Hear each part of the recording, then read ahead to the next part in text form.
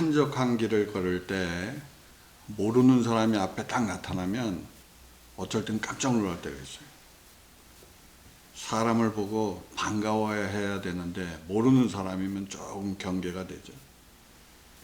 근데 우리 앞에서 어떤 사람이 사람을 죽이려고 한다. 그러면 얼마나 가슴이 벌렁거리겠습니까? 오늘 본문은 그처럼 가슴이 철렁한 사건이죠. 한 여인이 사람들에게 끌려와서 사람들이 막 분노하고 돌을 들어 그 여자를 죽이려고 하는 그 장면이죠. 근데 그 여인이 죽지 않고 살았죠. 그 이유는 단 하나, 예수님 앞으로 왔기 때문에 산 거예요. 예수님이 심판자로 오신 것이 아니라 구세주로 오셨기 때문에 그 여인이 산 것입니다. 그것이 복음이죠. 오늘 말씀을 이해하기 위해 상황을 함께 나누겠습니다. 한 여자가 죄를 짓고 붙잡혔죠. 율법에 따르면 그 여자는 돌에 맞아 죽어야 되는 거죠. 근데 그 여자를 사람들이 예수께 끌고 왔어요. 예수가 무슨 말을 하는지, 그래서 예수가 말을 잘못하면 예수까지 한꺼번에 전부 돌에 쳐서 죽이려고 지금 악한 마음을 갖고 끌고 온 거죠. 그때 예수님께서 죽어라, 죽여라 해도 안 되고 살려라 해도 안 돼요. 잘못하면 걸려듭니다. 근데 예수님이 뭐라고 말씀했죠? 너희 중에 죄 없는 자가 먼저 돌로 치라 그랬죠. 그 말씀을 들은 사람들이 마음에 찔림을 받았어요. 그래서 한 사람, 두 사람 도망쳤어요. 마지막에 여자만 남았어요. 예수님은 그 여자에게 나도 너를 정죄하지 않는다. 다시는 이런 죄를 짓지 마라. 이렇게 하셨어요. 그것이 오늘 말씀입니다. 오늘 말씀이 우리에게 전해주는 진리는 두 가지예요. 우리가 이 진리를 깨닫는다면 우리도 생명을 얻는 거죠. 먼저 죄는 율법에 의해 정죄를 받습니다. 율법은 죄를 정죄하고 죄인을 처벌해요. 그것이 율법의 기능이죠. 여기 예수님 앞으로 끌려온 여인이 있죠. 그 여인은 어떤 남자와 성관계를 했어요. 남편이 아닌 다른 남자와 간음을 했습니다. 얼마나 큰 죄입니까? 그래서 지금 죽음 앞에 쓴 거죠. 여러분, 사람에게 성은 중요합니다. 사람의 몸에는 46개의 염색체가 존재하는데 그중 하나가 Y냐 X냐에 따라 남자가 되고 여자가 돼요. 남자는 남자의 특성을 가지고 태어나고 여자는 여자의 특성을 가지고 태어납니다. 인류 역사는 남녀가 만나 가정을 이루며 지금까지 6,000년 동안 거의 6,000년이 됐는데 지금까지 온 거죠. 부부 사이가 됨으로 사랑을 나누고 자녀를 낳게 되는 것입니다. 이와 같이 성은 하나님께서 우리에게 주신 거룩한 선물이죠. 창세기를 보면 하나님께서 남자와 여자를 창조하셨고 축복하시며 생육하고 번성하여 땅에 충만하라고 말씀했어요. 성은 새로운 생명을 만드는 창조의 능력이라 하신 것입니다. 그러나 기억해야 될 사실이 있죠. 이 거룩한 성이 더럽혀질 수가 있다. 결혼하지 않은 남녀가 그 경계를 넘어서게 되면 그것을 음행이라고 해요. 고린도전서 6장 18절에 바울은 음행을 피하라. 사람이 범하는 모든 죄는 몸 밖에 있거니와 음행하는 자는 자기 몸에 죄를 짓는다고 말했어요. 다시 말해 음행은 단순한 육체의 행동이 아니라 영혼 깊은 곳과 연결된 죄라는 거예요. 고린도전서 6장 16절에 음행하는 자와 합하는 것은 육체를 하나로 만드는 것을 알지 못하느냐라고 말했어요. 그러니까 우리가 음탕하게 우리 몸을 굴려서 이 여자 저 여자 만나게 되면 그 사람과 영이 하나가 돼버리는 거예요. 아주 이상한 영이 되는 거예요. 그 사람 자체가. 성적 결합은 두 사람을 한 존재로 묶는 영적인 결합이라고 말하는 것입니다. 그러므로 결혼이라고 하는 거룩한 언약 밖에서 이루어지는 성행위는 영혼에 깊은 상처를 남기고 한 사람의 정체성과 거룩함을 무너뜨리는 것입니다.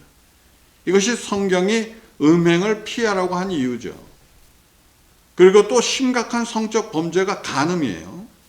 간음은 결혼한 사람이 배우자가 아닌 다른 사람과 성관계를 갖는 것을 의미합니다.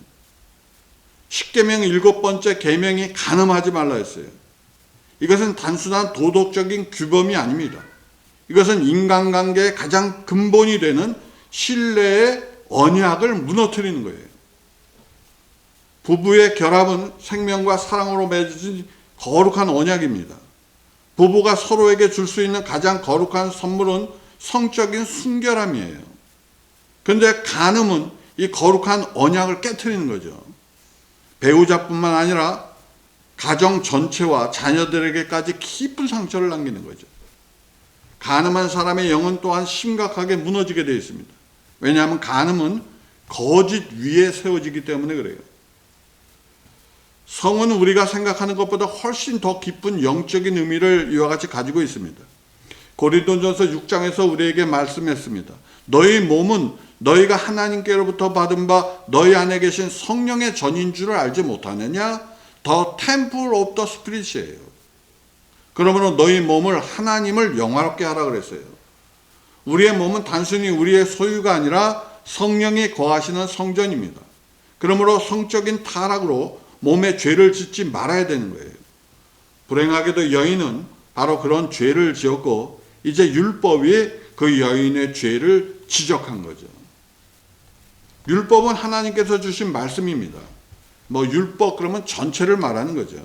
십계명과 모든 계명들은 죄를 반드시 정죄하라고 요구하고 있어요. 그리고 죄의 결과는 결국 뭡니까? 죽음이에요. 죄는 하나님의 뜻을 거역하는 것입니다.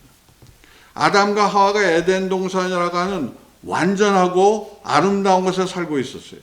그때 하나님께서 동산 중앙에 있는 선악을 아는 나무의 열매를 먹지 말라고 말씀했어요. 동산의 모든 나무의 열매는 자유롭게 먹을 수 있으나 동산 중앙에 있는 두 나무 중에 하나를 먹지 말라고 했어요. 그런데 하와는 그것을 유혹받고 먹었죠. 그 하나의 행동으로 모든 인류가 무너진 거죠. 그것을 우리는 원죄라고 말합니다. 죄는 이렇게 하나님의 뜻을 거역하는 것이며 무섭고 두려운 결과를 반드시 가져오게 돼 있어요. 오늘 간음을 한 이 여인도 바로 그 죄 때문에 지금 끌려온 거죠. 율법은 본래 선하고 좋은 것이에요. 법이 없다면 사람은 어떻게 살겠습니까, 여러분? 법이 존재하게 하지 않으면 사회를 유지할 수 없어요.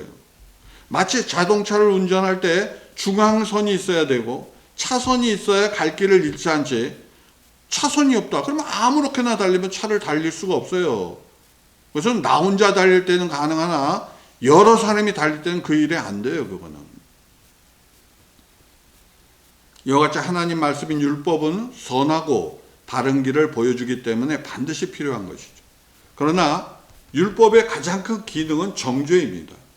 죄를 죄라고 말씀하시고 정죄하는 것이 율법의 역할이에요. 레위기 20장에 보면 하나님은 분명히 말씀했습니다. 누구든지 남의 아내와 간음하면 그 간음한 남자와 여자를 반드시 죽여라. 그것이 하나님 말씀입니다. 그리고 이 법은 공의로운 법이에요. 간음은 단순한 실수가 아닙니다. 언약을 깨트리는 행위예요. 가정을 무너뜨리는 행위입니다.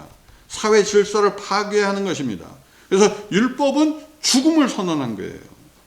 이 말에 따르면 이 여인은 반드시 죽어야 되는 거예요. 그것이 죄의 결과 아니겠습니까? 그것이 율법의 결론이죠. 그래서 바리새인들이, 서기관들이 율법을 따라 간음한 여인을 죽이려고 했다가 이 예수를 한번 이게 끌고 가서 뭐라고 하나 물어보자 그렇게 생각한 거 아닙니까? 근데 여러분 문제가 뭐예요? 우리 역시 죄의 정죄 아래 우리가 놓여 있어요. 우리도 이 여인과 같이 죄로 인해 다 죽게 돼 있어요 지금. 물론 우리가 이 여인과 같은 간음죄를 짓지 않았죠. 그러나 우리는 모두 각자의 삶 속에서 죄를 지었어요. 그리고 죄의 결과는 분명히 죽음입니다. 로마서 6장 23절에 바울은 이렇게 말했어요. 죄의 싹은 사망이며 하나님의 은사는 그리스도 예수 우리 주 안에 있는 영생이라고. 우리는 그 여인과 같이 죽음 앞에 서 있는 존재예요. 우리의 죄는 우리를 끊임없이 끊임없이 정죄합니다. 율법은 우리를 향해 손가락질해요. 우리 주변의 많은 사람들도 우리를 판단합니다. 종교적으로 의로워 보이는 사람들조차 우리의 죄를 드러내며 우리를 정죄해요. 마치 바리새인과 율법사들이 그 여인을 정죄했던 것과 똑같습니다. 여러분 스스로를 돌이켜보세요. 여러분이 남을 정죄하지 않습니까? 그 율법의 엄중함입니다. 그러면 우리가 어떻게 율법의 두려움과 엄중함에서 피할 수 있습니까? 그 길은 하나님이 제시한 길을 따라가면 되는 거예요. 그 길은 하나님의 아들 예수님을 믿는 거예요. 오늘 말씀에 보면 죽음 앞에 선 여인이 예수님께 끌려왔죠. 예수님 앞으로 왔죠. 그런데 죽음 대신 생명을 얻었어요. 정죄의 죽음으로 끝날 인생이었는데 돌에 맞아 그 자리에서 죽었어야 돼요. 그 여인은 예수님 때문에 그 여인이 산 거죠. 사람들이 간음한 여인을 예수님께 끌고 와서 당신의 판단이 뭐냐고 물었어요. 예수님께서 율법대로 만약에 죽여라 했다면 그분은 사랑을 전한, 하나님의 사랑을 전한 분 아닙니까? 근데 그분이 말한 것과 반대가 되잖아요. 그렇다고 죽이지 말라고 할 수 있습니까? 그러면 율법을 범한 것이 되는데, 그러면 예수님도 돌에 맞아 죽게 되는데 그 자리에서? 그런 극적인 순간에 예수님이 땅에 무언가를 쓰셨죠. 그리고 조용히 이렇게 말했어요. 너희 가운데 죄 없는 사람이 먼저 돌로 치라. 죄 없는 사람이 먼저 돌을 던지라고 말씀하자 분노하던 군중들이 조용해졌어요. 이 말씀은 단순한 충고가 아니에요. 이것은 하나님 심판 앞에 선 인간의 실체예요. 그것을 드러낸 말씀이에요. 돌을 들고 있던 사람의 손이 멈췄어요. 그들의 양심이 그들을 때렸습니다. 한 사람씩 돌을 내려놓고 다 돌아갔어요. 성경은 이렇게 말씀합니다. 이 말씀을 들으면 저희가 양심의 지적을 받아 하나하나 떠나가고 오직 예수와 그 여자만 남았더라. 나이 많은 사람부터 물러갔다 그랬어요. 사람이 나이가 많으면 벌써 알아요. 내가 죄인인 거를. 그러니까 어떻게 하겠어요. 놓고 가야지. 젊은 사람도 자기가 볼 때 자기도 죄인이야. 그러니까 젊은 사람도 다 놓고 갔다는 거예요. 그 여인을 둘러싸고 있던 모든 정죄의 소리가 다 사라졌죠. 모든 돌이 땅에 놓아졌습니다. 모든 심판이 멈췄어요. 예수님은 각 사람으로 하여금 자기 자신의 내면을 돌아보게 하신 거예요. 지금 돌을 들고 서 있는 당신은 이 여인을 정죄할 수 있는 자격이 있는가? 당신의 마음과 생각 속에는 정말 죄가 없는가? 예수님의 이 질문이 각 사람의 양심을 깨운 거죠. 예수님은 죄를 오가하지 않았습니다. 예수님은 죄를 가볍게 다루지도 않았어요. 예수님은 그 여인의 죄를 모두 알고 계셨어요. 그렇다면 예수님이 정죄하지 않으신 것은 무엇을 의미합니까? 그것은 정죄가 하나님의 목적이 아니라는 거죠. 죽음이 하나님의 마지막 결론이 아니라는 얘기예요. 여러분, 우리가 죄인인데, 그래서 우리는 죽게 돼 있는데 그걸 하나님이 기뻐하십니까? 아니에요. 우리 하나님 그거 기뻐하지 않아요. 우리 하나님은 용서해 주시기를 원하죠. 예수님이 율법을 무너뜨렸습니까? 아니에요. 예수님은 간음이 죄가 아니라고 말씀하지 않았어요. 예수님은 율법의 참된 의미를 드러내 주셨죠. 율법은 죄인을 정죄하기 위한 것입니다. 그런데 만일 모든 인간이 죄인이라면, 모든 인간이 정죄를 받아야 된다면, 그렇다면 과연 누가 다른 사람을 정죄할 수 있습니까?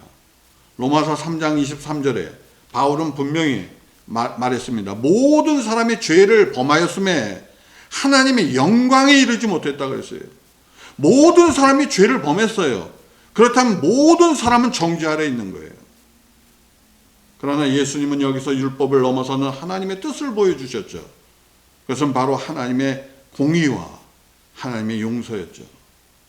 공의는 악한 자를 보호하고 약한 자를 보호하고 감추어진 사실을 밝히며 모든 상황을 온전히 살피는 것이 공의라 해요. 공의는 한 사람의 죄만을 보고 그를 멸하는 것이 아니라 모든 인간의 진실을 드러낸 것이죠. 그 여인을 정죄하려고 모인 사람들을 보십시오. 그들은 그 여인의 죄는 분명히 보았지만 자신의 죄를 보지 못했어요. 그들은 이 여인을 간음한 자로 정죄했지만 자신들의 정욕 가운데 있는 자라는 사실을 보지 못했어요. 그들은 그 여인을 정죄할 자격이 있다고 믿었지만 예수님의 한마디 앞에 모두 다 물러수금한 것이에요. 이제 그 자리에 남은 예수님과 여인뿐이었습니다. 여기서 가장 중요한 순간이 시작되죠. 예수님은 그 여인을 책망하지 않으시고 조용히 말씀하셨어요.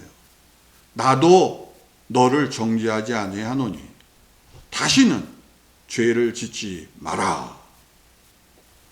그 여인이 예수님의 이 말씀을 들었을 때 무엇을 느꼈겠습니까? 절망에서 희망으로, 죽음에서 생명으로, 정죄에서 용서로 그녀의 눈에서 눈물이 흘렀을 거예요. 그녀는 자신이 곧 죽을 것이라고 생각했습니다. 그러나 그 순간 그녀는 살았어요. 그녀를 둘러싸고 있던 모든 돌이 다 내려졌어요. 모든 정죄의 소리가 사라졌습니다. 예수님도 그녀를 정죄하지 않으셨어요. 요한복음 3장 17절은 이렇게 증거하죠. 하나님이 그 아들을 세상에 보내신 것은 세상을 심판하려 하심이 아니요 그를 통하여 세상이 구원을 받게 하려 하심이라. 예수님의 사명은 정죄가 아니었어요. 구원이에요. 심판이 아니라 회복이에요. 죽음이 아니라 생명인 것입니다. 여기서 우리가 반드시 붙잡아야 될 진리가 있어요. 만약 그 여인이 다른 재판장에 끌려갔으면 어떻게 했겠습니까? 만약 그녀가 랍비들 앞에 섰으면 어떻게 됐겠습니까? 만약 그녀가 공회에 끌려갔으면 어떻게 됐겠습니까? 그녀가 율법을 판단하는 사람들 앞에 섰다면 어떻게 됐겠습니까? 그녀는 죽었을 것입니다. 율법은 그 죄에 대해 죽음이라고 하는 결론밖에 내린 것이 아무것도 없었어요. 그러나 예수님 앞에 섰을 때 모든 것이 바뀌었죠. 죽음이 생명으로 바뀐 거예요. 이것이 예수님이 인류의 그 어떤 존재와도 영원히 다른 분이심을 보여주는 말씀이죠. 세상의 종교는 죄를 드러내기도 하고 정죄하기도 해요. 세상의 법은 죄에 대한 형벌을 선언합니다. 세상의 사람들은 죄를 지적하고 정죄합니다. 그러나 예수님은 다르시죠. 예수님은 죄인을 사랑하세요. 예수님은 죄를 미워하시지만 죄인을 버리지 아니하세요. 그 여인이 살아나게 된 이유는 예수님 앞에 나왔기 때문에 산 거예요. 예수님 앞에 나오면 누구든지 살 수 있어요. 예수님 앞에 나오는 사람은 누구든지 회복될 수 있어요. 예수님 앞에 나오는 사람은 누구든지 새로운 삶을 살 수 있어요. 사랑하는 여러분, 예수님이 왜 정죄하지 않으셨습니까? 죄가 없었어요? 아니에요. 예수님이 그 죄를 담당하셨기 때문에 그런 거예요. 예수님이 십자가를 칠 것이기 때문에 그런 거예요. 우리가 받아야 될 정죄를 예수님이 대신 받으신 거예요. 우리가 받아야 될 죽음을 예수님이 대신 죽어주신 거예요. 그래서 이제 그리스도 안에 있는 사람은 결코 정죄함이 없다고 그랬어요. 예수님은 우리를 정죄하지 않으셨어요. 예수님은 우리를 용서하시겠다고 그랬어요. 예수님은 우리에게 새로운 길을 열어주실 거예요. 그리고 그 새로운 삶 속에서 우리는 다시는 죄를 지면 안 되는 거예요. 말씀을 따라가야 되는 거예요. 왜냐하면 우리는 이제 예수님 사랑 안에 살아가는 존재이기 때문에 그래요. 예수님은 모든 것을 바꾸셨어요. 예수님은 생명이세요. 생명을 주시고 더 풍성하게 하시는 분은 예수님이에요. 그분을 통해 우리는 영원한 생명을 얻는 거예요. 그날 그 여인이 예수님 앞에 서게 된 것은 그녀에게 은혜였어요. 그 여인에게는 죽음에서 생명으로 바뀌는 아주 놀라운 순간이었어요. 우리 역시 죄 속에서 절망했던 순간이 있지 않겠습니까? 우리 역시 자신의 죄로 인해 죽음 앞에 서야 했던 적이 왜 없겠습니까? 율법과 세상은 우리를 정죄해요. 우리의 양심도 우리를 정죄합니다. 우리의 죄책감은 우리를 더 깊이 억눌러요. 그러나 우리는 예수님 앞에 나아갈 수 있어요. 예수님 앞에 우리의 모든 죄를 내려놓으면 우리는 그 여인처럼 살 수 있어요. 이제 성경은 분명히 선언합니다. 누구든지 그리스도 예수 안에 있는 사람에게 결코 정죄함이 없다고 했어요. 예수님 우리를 용서하세요. 십자가가 그 증거입니다. 그것이 바로 하나님의 은혜예요. 율법이 결국 죽음을 가져온다는 사실을 여러분 깊이 깨닫기 바랍니다.